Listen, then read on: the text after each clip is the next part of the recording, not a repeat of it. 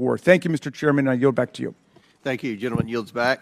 Today we are joined by Kimberly Cheadle, who was sworn into office on September 17, 2022 as the Director of the United States Secret Service. Prior to her appointment, Director Cheadle was Senior Director of Global Security at PepsiCo. Before her role at Pepsi, she served 27 years in the Secret Service. Pursuant to Committee Rule 9G, the witness will please stand and raise her right hand. Do you solemnly swear or affirm that the testimony that you are about to give is the truth, the whole truth, and nothing but the truth, so help you God? Let the record show that the witness answered in the affirmative. Thank you. We certainly appreciate you being here today and look forward to your testimony. We normally limit testimony to opening statement to 5 minutes, but take all the time that you need.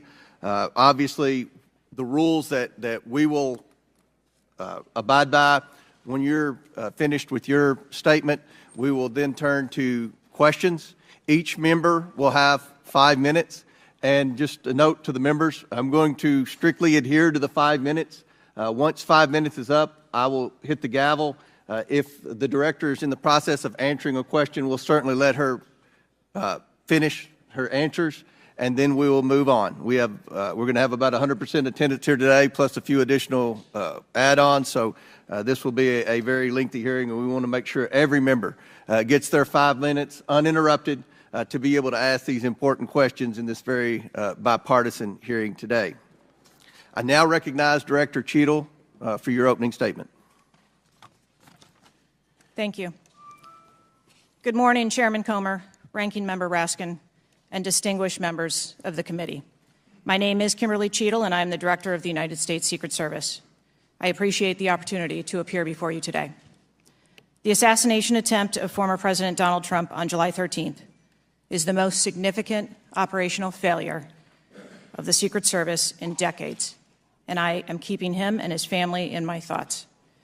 I would like to offer my sincerest condolences to the family of Corey Comparator, a former fire chief and a hero who was killed in this senseless shooting. I would also like to acknowledge those who were injured in Butler, David Dutch and James Copenhagen, and I wish them a speedy recovery. I would be remiss if I did not also extend my condolences on the passing of your colleague, Congresswoman Sheila Jackson Lee. Ms. Jackson Lee was always engaged in the oversight of the Secret Service, and her passing is a great loss to this body. The Secret Service's solemn mission is to protect our nation's leaders. On July 13th, we failed. As a director of the United States Secret Service, I take full responsibility for any security lapse of our agency. We are fully cooperating with ongoing investigations. We must learn what happened, and I will move heaven and earth to ensure that an incident like July 13th does not happen again. Let me state unequivocally, nothing I have said should be interpreted to place blame for this failure on our federal, state, or local law enforcement partners who supported the Secret Service in Butler. We could not do our job without them. We rely on the relationships built over years of working together to secure events and conduct investigations.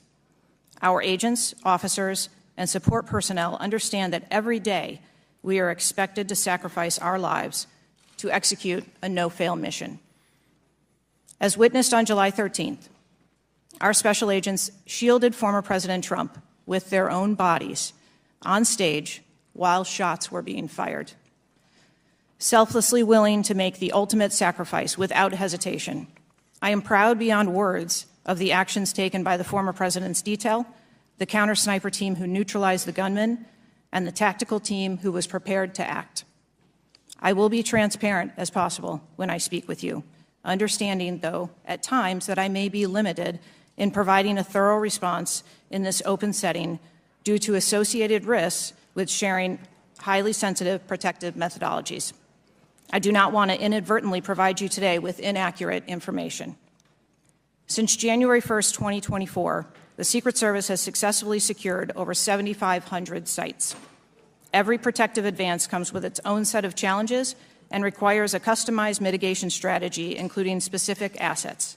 Security plans are multi-layered, providing 360 degrees of protection. These layers include personnel, technical, and tactical assets, which are a force multiplier for our protective posture. During every advance, we attempt to strike a balance between enabling the protectee to be visible and our protective requirements to be secure. I know this because I have spent 29 years in this agency. I came up through the ranks.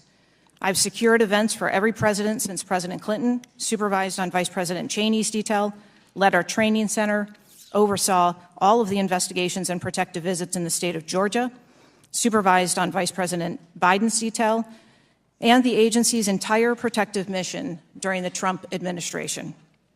The comprehensive advance process involves collaborative planning between our Secret Service, the protectee's staff, local law enforcement partners, and the level of security provided for the former president increased well before the campaign and has been steadily increasing as threats evolve. The security plan included a full assessment of the Butler Farm showgrounds to identify security vulnerabilities and craft a security plan for the protectee, attendees, and the public. Immediately following the assassination attempt, I directed the activation of my crisis center. I assembled my executive team to begin surging more protective resources to the former president and to ensure the wellness of our people post-incident, all while securing an active crime scene. I immediately ordered a reevaluation of the Republican National Convention security plan, and I increased the security posture in the National Capital Region for all permanent protectees and sites. At the same time, I initiated a mission assurance investigation within our agency. I have instructed my team that all necessary resources will be dedicated to investigating these matters. We will not rest until we have explored every option, and we will leave no stone unturned. But I want to be clear, I am not waiting for these investigations to be completed prior to making changes. Over the past 2 weeks, we successfully led the planning and execution of the 75th NATO Summit and the Republican National Convention. Over the next few months, we will implement security plans for the Democratic National Convention, the United Nations General Assembly, and have already begun planning and coordinating the 2025 inauguration. It is now more important than ever for the men and women of the Secret Service to remain resilient and to focus on what is necessary to carry out our critical mission. Our agency needs to be adequately resourced in order to serve our current mission requirements and anticipate future requirements. The Secret Service currently protects 36 individuals on a daily basis, as well as world leaders who visit the United States, like Israeli Prime Minister Benjamin Netanyahu, who arrived in Washington, D.C. today. The coming years will bring an unprecedented heavy protection tempo. I have no doubt that the processes that I have implemented during my tenure as director, in addition to my nearly 30 years of experience in this agency, have positioned the Secret Service to be stronger. Our mission is not political. It is literally a matter of life and death, and the tragic events on July 13th remind us of that. I have full confidence in the men and women of the Secret Service. They are worthy of our support in executing our protective mission. I will now answer any questions that the committee may have. Ding dong.